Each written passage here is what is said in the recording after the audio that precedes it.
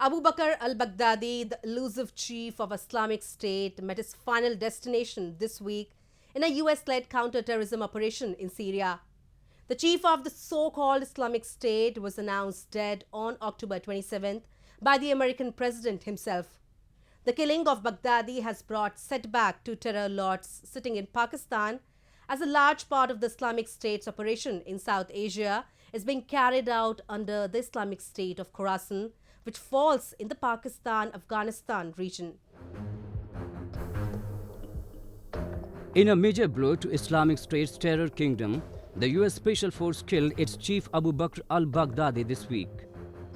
United States President Donald Trump announced Baghdadi's death on 27th October in a press conference. In his announcement, Trump said Baghdadi detonated his suicide vest when trapped in a tunnel while trying to escape with his 3 children. Adding to his statement, the US president informed that the test results, which included DNA confirmation, were totally positive. Last night, the United States brought the world's #1 terrorist leader to justice. Abu Bakr al-Baghdadi is dead. He was the founder and leader of ISIS, the most ruthless and violent terror organization anywhere in the world. The United States has been searching for Baghdadi for many years. Capturing or killing Baghdadi has been the top national security priority of my administration. U.S. Special Operations Forces executed a dangerous and daring nighttime raid in northwestern Syria and accomplished their mission in grand style.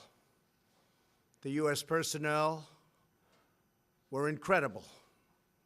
I got to watch much of it. No personnel were lost in the operation, while a large number of Baghdadi's fighters and companions were killed with him.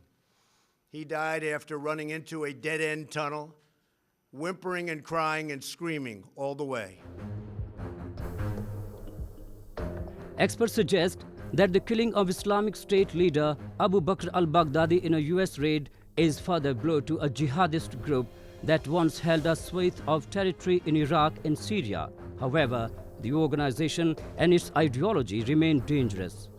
Where once they confronted armies, the extremist Islamist group's adherents have in recent years staged hit-and-run and suicide attacks. In some cases, the group has claimed responsibilities of atrocities such as bombings in Sri Lanka in April that killed more than 250 people. The US Special Forces carried out an operation in which al-Baghdadi was killed, and he was the supreme leader of ISIS. How violent he was and how he was responsible for killing of thousands of innocents is well documented. So therefore, his killing by US Special Forces definitely is a very big blow as far as ISIS is concerned. Presently, ISIS itself is in big retreat. However, it is not finished completely. What is interesting that Baghdadi was a threat not only to the US but also to all the varying factions in Syria and Iraq. In fact, the Russians, the Syrians, the Kurds all helped the US Special Forces to carry out this raid. So therefore, it is very well understood that ISIS was a threat to the peace for the whole world. So his killing is a good news. Islamic State in Khorasan, which took its name from a historical region that covered much of modern-day Afghanistan and Pakistan, appeared in late 2014 in the eastern province of Nangarhar, where it retains a stronghold. It announced its formation in January 2015. The group's leadership has pledged allegiance to Baghdadi, and it has claimed attacks on civilians' targets in cities including Kabul. In its recent activity in South Asia, the Islamic State claimed the Easter Sunday bomb attacks on churches and hotels in April and released a video showing 8 men declaring loyalty to Baghdadi. Experts suggest that the killing of Baghdadi will bring an end to the so-called caliphate that the ISIS and its offshoots were fighting for. this is the end of the caliphate. Secondly, we have seen in the past whenever the chief or the dies, normally a split take place in the organization because they don't have second man in command. So these commander, they fight among themselves.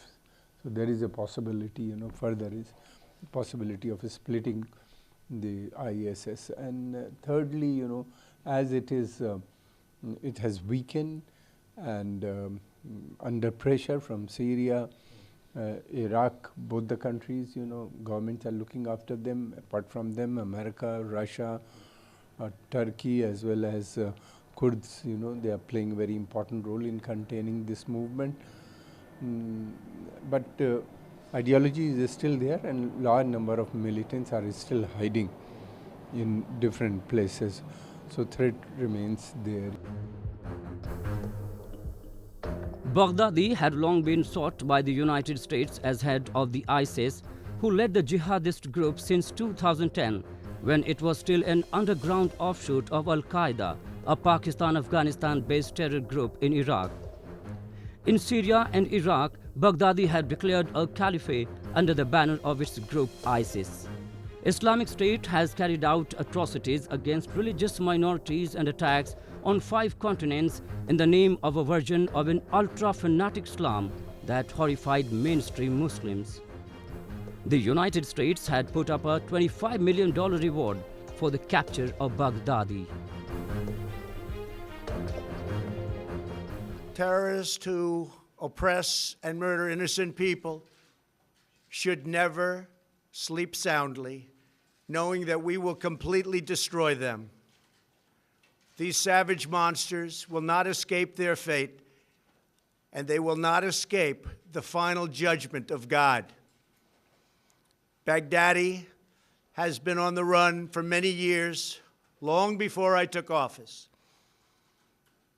But at my direction, as Commander-in-Chief of the United States, we obliterated his caliphate 100% in March of this year. Today's events are another reminder that we will continue to pursue the remaining ISIS terrorists to their brutal end. Sources say that the killing of Islamic State leader Abu Bakr al-Baghdadi over the weekend was spurred by members of his own inner circle and intelligence gathered by conflicting sides in Syria's multifaceted war. Baghdadi's death was captured in a video that was released soon after the end of the raid led by US Special Forces.